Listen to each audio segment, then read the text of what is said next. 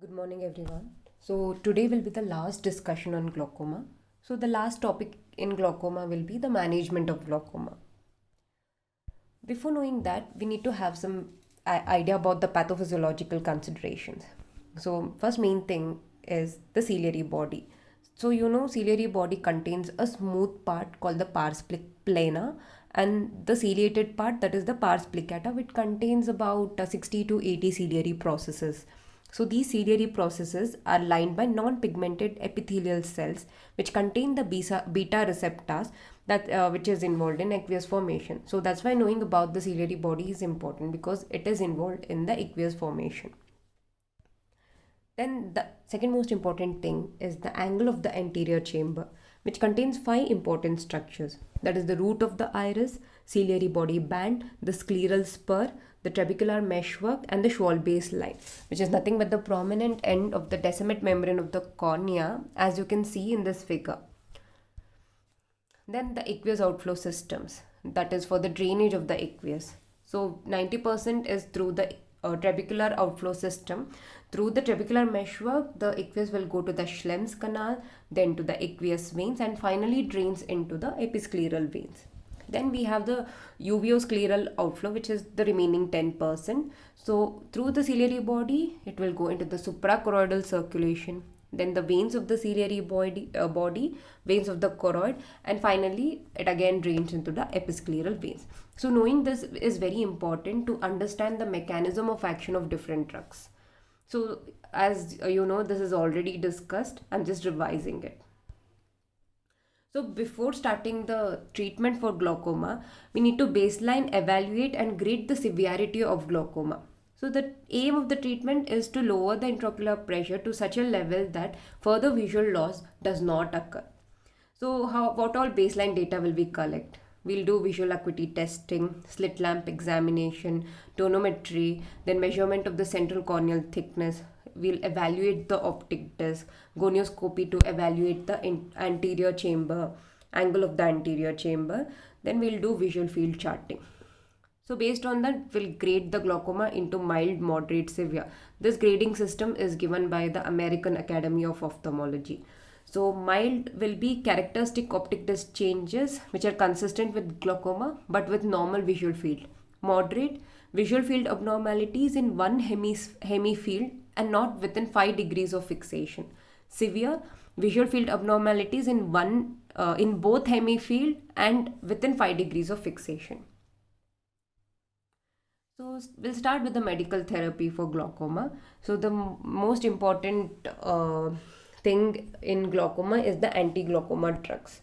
So we have a very broad classification of these anti-glaucoma drugs, that is parasympathomimetic drugs, which are miotics, sympathomimetic drugs, which are adrenergic agonists, the beta blockers, carbonic anhydrase inhibitors, hyperosmotic agents, prostaglandins, and calcium channel blockers. First, let's talk about the parasympathomimetic drugs or the miotics. So basically, these drugs will potentiate or imitate the effects of acetylcholine. So accordingly, we have directly acting, that is acetylcholine agonist, and the most important drug here is pilocarpine. Indirectly acting drugs or parasympathomimetics, these are the drugs which will inhibit the choline esterase. So this choline esterase enzymes, as you all know, it will inhibit the acetylcholine. So by inhibiting choline esterase, you are increasing the levels of acetylcholine. So they can be reversible, that is physostigmine, irreversibles like ecothiopate iodide, demicarium, diisopropyl fluorophosphate. Then we have dual action drugs which are both muscarinic agonists and choline esterase inhibitors, that is carbachol. So what is the mechanism of action? The mechanism of action in primary open angle glaucoma. So these drugs will cause contraction of the longitudinal fibers of the ciliary muscles so that the pull is exerted on the scleral spur. This will open the trabecular meshwork. This will lead to enhanced aqueous outflow and decrease in intraocular pressure.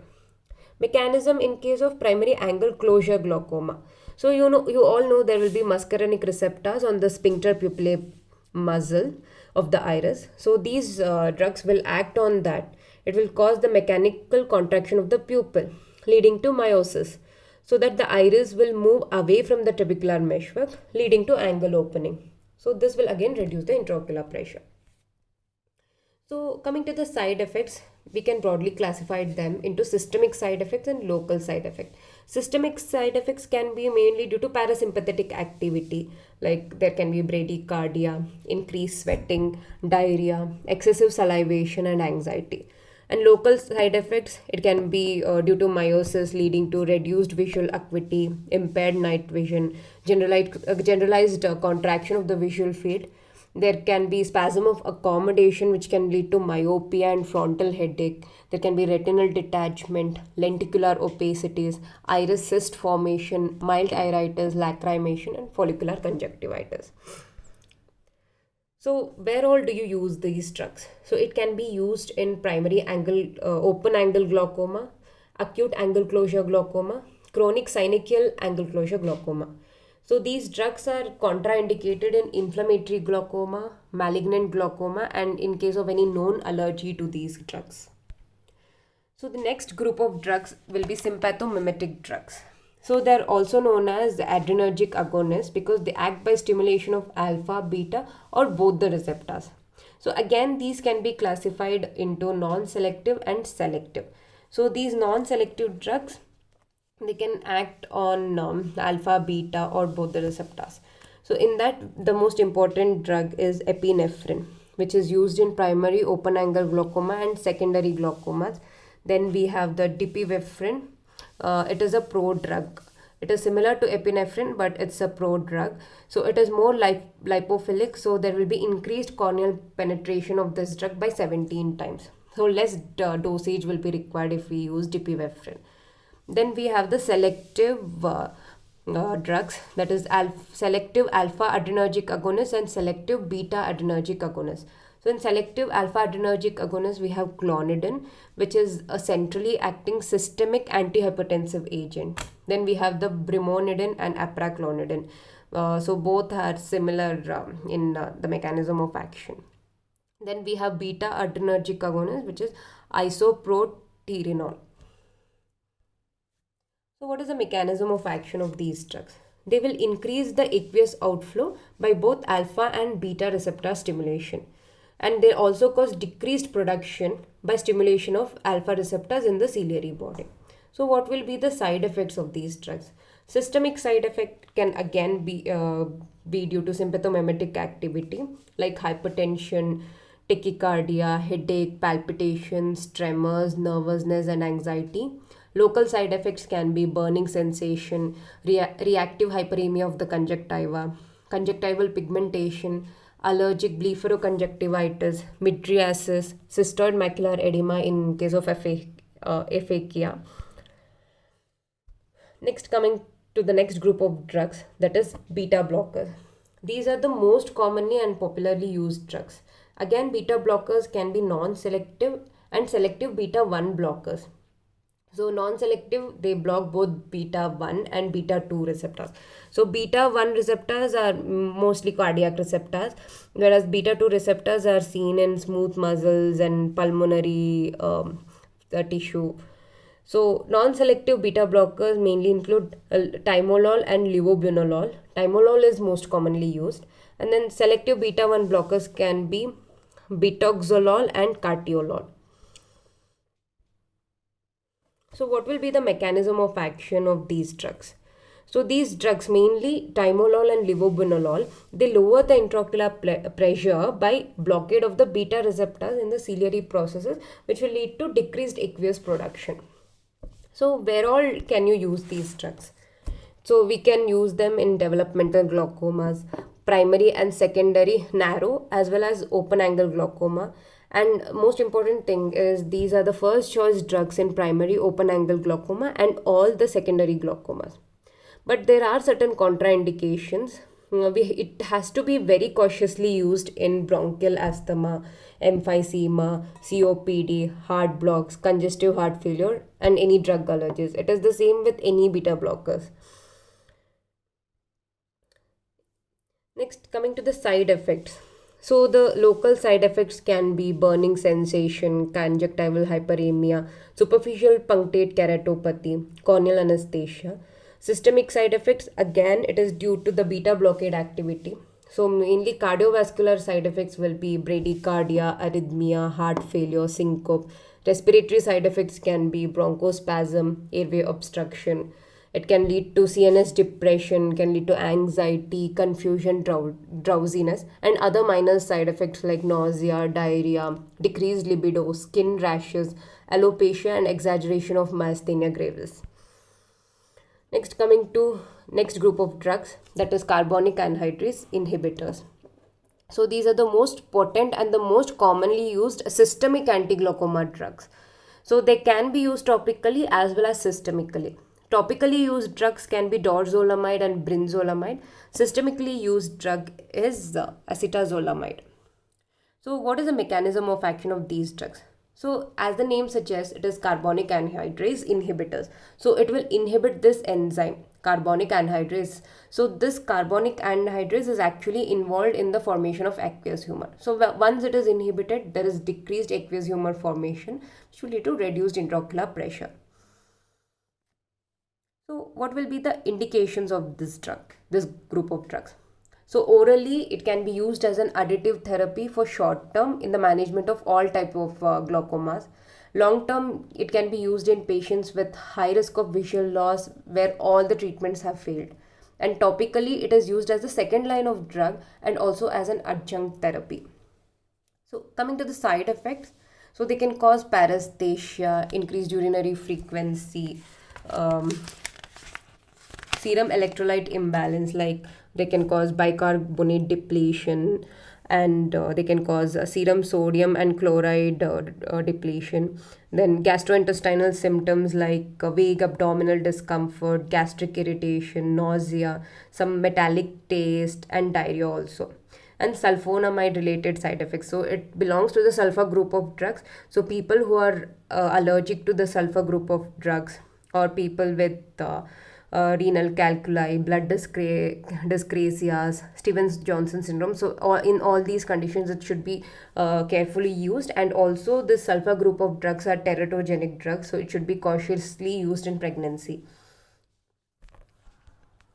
Next group of drugs is the hyperosmotic agents. So these are the second class of compounds which are administered systemically to lower the intraocular pressure. So it can be given orally or intravenously. Orally, most commonly used drug is glycerol. Intravenously, the most commonly used drug is mannitol. So what will be the mechanism of action? They will decrease the vitreous volume by shifting the fluid from the vitreous to the extracellular fluid by creating an osmotic pressure gradient. So they will significantly lower the intraocular pressure, but there is a chance of fluid overload also, so it should be cautiously used. So indications of these drugs, so they can be used as an additive therapy for rapidly lowering the intraocular pressure in emergency situations like acute angle closure glaucoma or secondary glaucoma with very high intraocular pressure, as a prophylactic measure prior to intraocular surgery. The next group of drugs will be prostaglandin analogs. So we have latanoprost, travoprost, and bimatoprost. Mechanism of action of these drugs will be they cause the increased uveoscleral outflow. They reduces the episcleral venous pressure. Side effects will be hyperpigmentation of the iris, hypertrichosis. So this hypertrichosis is a side effect of these prostaglandin analogs in case of glaucoma, but it is an FDA approved drug for increasing the thickness of the eyelashes. So it has a cosmetic importance also. Then reactivation of herpes simplex, ocular inflammation, cystoid macular edema in diabetic retinopathy. Then the next and the last group of drug is the calcium channel blockers. So these calcium channel blockers like verapamil, diltiazem, and nifedipine, they're mainly used as antihypertensive drugs, but they can also be used as anti-glaucoma drugs. So mechanism of action of lowering IOP by using these drugs topically remains unexplained, or it is not satisfactory. So it may be due to its effects on secretory ciliary epithelium. So again, these group of drugs are indicated in primary open angle glaucoma. So next topic will be the surgical procedures in glaucoma. So we have this procedure called peripheral iridectomy. So indications will be treatment of all stages of primary angle closure glaucoma, then prophylaxis in the fellow eye. But mainly laser iridotomy should always be preferred over the surgical iridectomy. So what will be the surgical technique? So incision, a 4 mm limbal or preferably corneal incision is made with the help of a razor blade fragment. Then the iris is prolapsed. So the posterior lip of the wound is depressed so that the iris prolapses. If the iris does not prolapse, it is grasped at the periphery with iris forceps. Then iridectomy. A small full thickness piece of iris is excised by de Vacker's scissor. Then repositioning of the iris. Iris is repositioned back into the anterior chamber by stroking the lips of the wound or with iris repositors. Then wound closure is done with one or two the size 10-0 nylon sutures with buried knots. And then subconjunctival injection of dexamethasone and gentamicin will be given. Then we have to patch the eye with a sterile eye pad and a sticking plaster. Next, what will be the surgical procedures done in case of congenital glaucoma? So there will be incisional angle surgery which can be performed by goniotomy, that is the internal approach. So we'll use a Burken's goniotomy knife which is passed through the limbus on the temporal side. Then under gonioscopic control, the knife is passed across the anterior chamber to the nasal part of the angle. Then an incision is made in the angle approximately midway between the root of the iris and Schwalbe's ring, approximately 75 degrees. Then the knife is withdrawn. Then we have trabeculotomy. It will be useful when corneal clouding will prevent the visualization of the angle or in cases where goniotomy has failed. So here the canal of Schlemm is exposed at about 12 o'clock position by a vertical scleral incision after making a conjunctival flap and a partial thickness scleral flap.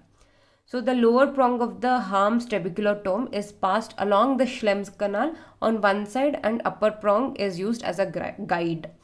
Then the trabeculotome is then rotated to break the inner wall over 1/4 of the canal. Next procedure will be the laser trabeculoplasty. Laser trabeculoplasty is mainly used in primary open angle glaucoma. It is done using argon diode laser. If argon diode laser is used, then it is called as ALT. If a diode laser is used, it is called DLT. Then selective laser trabeculoplasty. There's another procedure, that is SLT. So what is the technique and role of ALT and DLT in primary open angle glaucoma?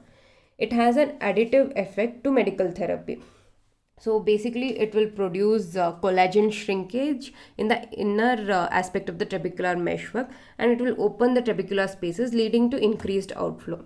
It can lower IOP by 8 to 10 mm of mercury in patients on medical therapy and 12 to 16 mm of mercury in patients who are not on medical therapy. So complications can be transient acute rise of intraocular pressure, transient inflammation. Then coming to the selective laser trabeculoplasty. It is based on the principle of selective photothermolysis, which will target selectively pigmented trabecular meshwork cells without causing terminal damage to non-pigmented cells or structures. So it will be done using a Q-switched frequency doubled 532 nanometer Nd:YAG laser. Next, we'll talk about the filtration operations. It is done to provide a new channel for aqueous outflow and to successfully control the intraocular pressure. So they can be external filtration surgeries, that is the free filtrating, it includes free filtering operations, that is we use a full thickness fistula. These surgeries are no longer performed, just we need to know about these operations, just the names. Then we have the guarded filtering surgery, then non-penetrating filtering surgery. Then next group is the internal filtration surgery. So we're just going to discuss about the most important one, that is trabeculectomy. So trabeculectomy, it is a type of partial thickness filtration surgery. It will be indicated in primary angle closure glaucoma with peripheral anterior synechiae involving more than 270-degree angle, or where peripheral iridotomy and medical treatment fail. Then we have it can be used in primary primary open angle glaucoma, which is not controlled with medical treatment. Then it can be done in congenital and developmental glaucomas where trabeculotomy and goniotomy has failed.